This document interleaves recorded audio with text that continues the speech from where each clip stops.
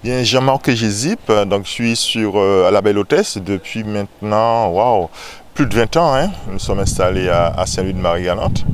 Et sur un site, au départ, il n'y avait absolument rien, donc c'est une création. Création au début, donc on s'est mis à faire du miel. Ensuite, progressivement, on a diversifié la production pour se retrouver aujourd'hui avec 5 productions réalisées dans ces lieux.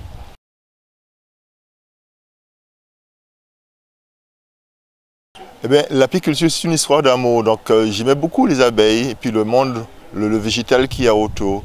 Et puis, à un moment donné, j'étais en région parisienne et j'ai voulu revenir au pays. Et revenir au pays et avoir une activité, ce n'était pas chose facile, puisqu'il n'y a pas tant que ça de choses, d'entreprises pouvant embaucher du monde. Et donc, de là, je me suis dit, qu'est-ce qu'on peut bien faire? Qu'est-ce qui n'existe pas encore dans le pays? Et à l'époque, l'apiculture était réalisée par des anciens, donc des ruches dites traditionnelles. Et ayant déjà pratiqué un peu, donc je me suis dit, tiens, pourquoi pas faire du miel? Et de là, j'ai été les voir pour savoir comment ils faisaient le miel, comment ça s'organisait dans le pays. Et j'ai vu qu'il y avait une opportunité. Et donc j'ai démarré ainsi avec quelques ruches. J'ai pu trouver quelques ruches achetées chez un copain à Saint-Claude. Je les ai rapatriées donc sur Marie-Galante et progressivement je me suis installé déjà en tant que débutant comme ça. Et puis après tout de suite professionnel, je crois que l'année suivante comme étant professionnel. Et ainsi on a développé l'activité, faire connaître le miel. J'ai été président de la PIGOA pour pouvoir mieux développer la chose, et de là on a cherché à professionnaliser ce secteur et à en faire aujourd'hui un secteur agricole comme tous les autres, un secteur à part entière comme tous les autres.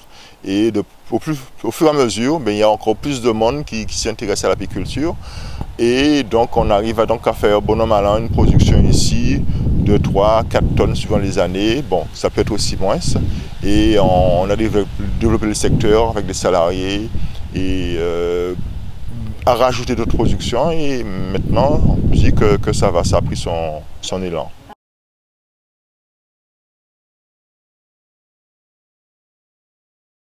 Alors sur Marie-Galante, il est possible de faire que 2 miels. Donc la saison va démarrer globalement en janvier avec les premières fleurs sur les campèches. Donc on va avoir un miel, la dominance de nectar de campèche. On dit donc c'est un miel de campèche. Ensuite, donc récolte mars-avril, mai-juin. On va avoir un 1000 fleurs, même à cheval déjà mars, avril, non plutôt avril, on va avoir un 1000 fleurs. Donc toute la végétation va partir en floraison. Donc c'est Tandakayo, c'est Bois Carré, c'est Akoma, c'est toutes les essences d'ici qui ont besoin de l'abeille pour la pollinisation, vont les attirer. Donc c'est le contrat entre l'abeille et la fleur et l'arbre. Donc vont les attirer, et ainsi on va organiser les ruches de telle sorte à ce que les abeilles surstockent des aliments pour nous permettre d'avoir une production. Donc on va faire 2 productions. La première production sur monofloral, fleurs de campèche, et la deuxième production sur un 1000 fleurs, donc les fleurs de la région. Et donc ça va donner un miel un peu spécifique, c'est-à-dire le premier miel c'est un miel clair qui va se rapprocher du miel d'acacia d'Europe, mais beaucoup plus fruité.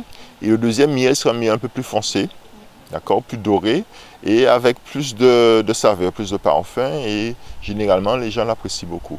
Et aujourd'hui nous fonctionnons avec 200 ruches. Nous avons eu jusqu'à 300 ruches, aujourd'hui on est resté sur 200 ruches. Ça nous permet aussi de pouvoir faire les autres productions.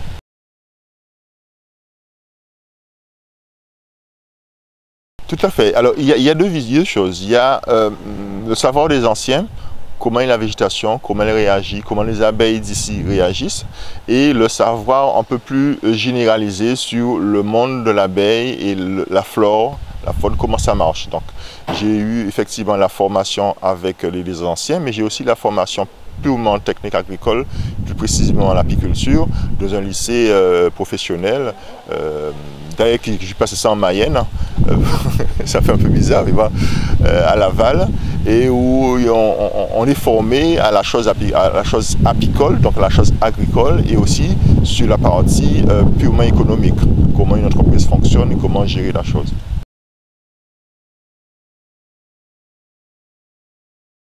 Alors, de partout dans le monde, les abeilles diminuent, d'accord? Donc la production de miel diminue. Et si on vit tout seul, ça peut le faire, mais à partir du moment qu'on franchit le cap, on devient professionnel et on a des salariés, ou maintenir l'activité, on est quand même contraint de diversifier, donc valoriser le miel, d'accord, pour avoir une plus-value. C'est le cas de l'hydromel, c'est le cas avec les pâtisseries, c'est le cas j'en mets dans les savons, etc. Donc je vais valoriser donc ce produit et aussi faire d'autres produits. Par exemple, j'ai choisi de travailler avec la canne à sucre, donc développer sur la canne à sucre, faire d'autres produits qui n'existaient pas avant, en tout cas les concevoir différemment, de telle sorte à donner vie hein, à l'activité, donc à l'entreprise.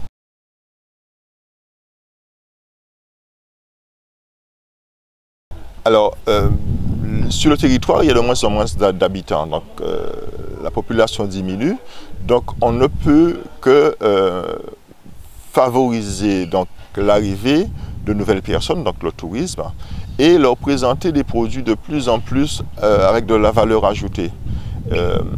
Je crois que c'est je ne suis peut-être pas la seule, mais en tout cas, dans mon secteur, c'est ce que je vois, c'est-à-dire améliorer la productivité, faire plus de production, mais de qualité pour pouvoir répondre aux exigences européennes, car on a beau être loin de l'Europe, mais ce sont les règles européennes qui s'appliquent à nous.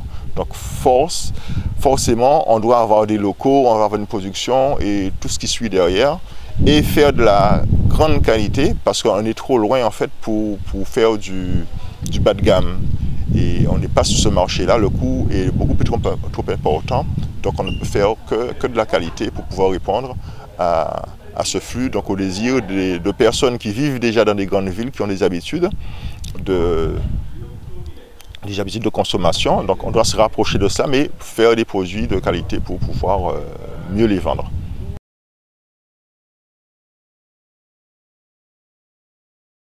Alors, je pense que je ne vais pas trop me diversifier. J'ai encore 2 produits que j'ai créés. Je vais certainement mettre sur le marché courant 2019, cette année. Mais je pense que je n'irai pas faire encore d'autres produits. Mais plutôt plus rentrer en production. C'est-à-dire, l'étape, c'est comment faire sur ce petit territoire, avec les sommes de difficultés, augmenter en productivité, faire des volumes de production pour permettre à l'entreprise de vivre. C'est surtout faire des volumes de production, chose qui n'est vraiment pas aisée.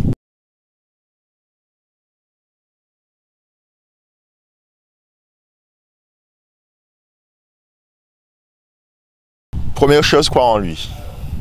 Première chose, et croire en l'idée qu'on a et l'amener le plus loin possible. Après, si l'idée qu'on a eue n'a pas fonctionné, on a au moins une expérience. Et ensuite, repartir sur autre chose. Mais la première chose, c'est de croire en soi, croire en ce qu'on veut faire et être un peu têtu. Je crois qu'il faut croire et être un peu têtu et aller le plus loin possible. C'est l'idée. C'est ces 2 choses-là qui me semblent être vraiment nécessaires à quelqu'un qui veut aller donc se dépasser.